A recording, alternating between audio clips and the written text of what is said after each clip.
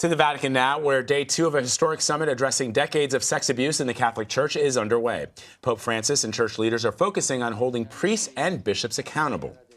Around 190 Catholic officials are attending the unprecedented summit. Survivors are demanding a zero-tolerance response after decades of abuse and cover-ups. So for more on this, we want to bring in Massimo Faggioli.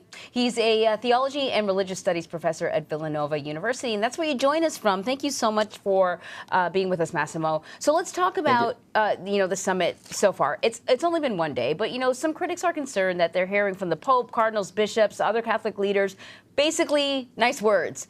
This is bad. Don't do it. Thoughts and prayers, reflection. But they want a conference that's actually going to result in some concrete change. Is this just a show, or do you think they're really working towards a solution here?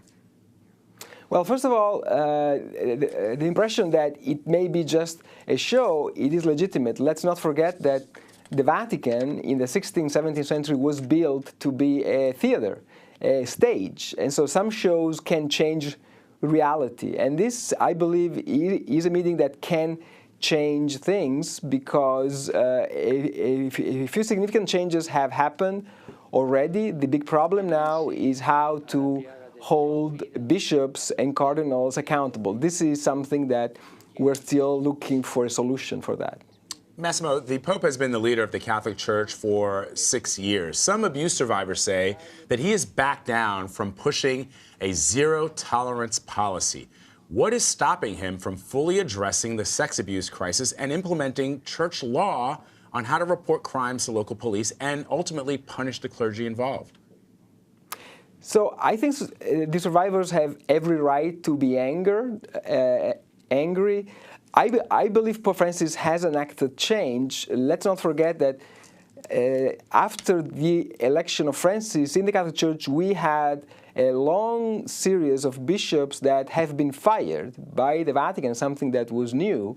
We have new bodies that were created in the Vatican and locally. Now, this crisis is not a legal crisis because legal tools have been there in place for centuries. It's a crisis of leadership and it's a crisis of culture because in many countries this situation is, compared to the United States, 20 or 30 years behind, included my own country, Italy, where they are just talking right now to do something like the John Jay report that the U.S. bishops decided in 2002.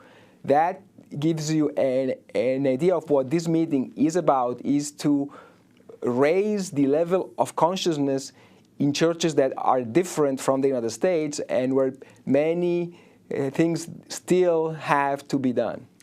Massimo, these sexual abuse allegations have been going on for decades now. And, certainly we've had these sort of more recent reports. I'm thinking about the report out of Pennsylvania that was particularly disturbing. It almost seemed like they were sort of organized pedophile rings working within the Catholic Church. What is the process to screen seminarians, and what has the Church done so far to root out pedophiles? So the good news is that if we look at the case of the United States after 2002, which is when the U.S. bishops put in place effective policies, the number of cases has declined dramatically. So here, new systems of screening, of evaluations, of ongoing formations have been put in place. The real problem is those churches where, for cultural reasons, it is extremely difficult, if not sometimes impossible, to denounce abuses.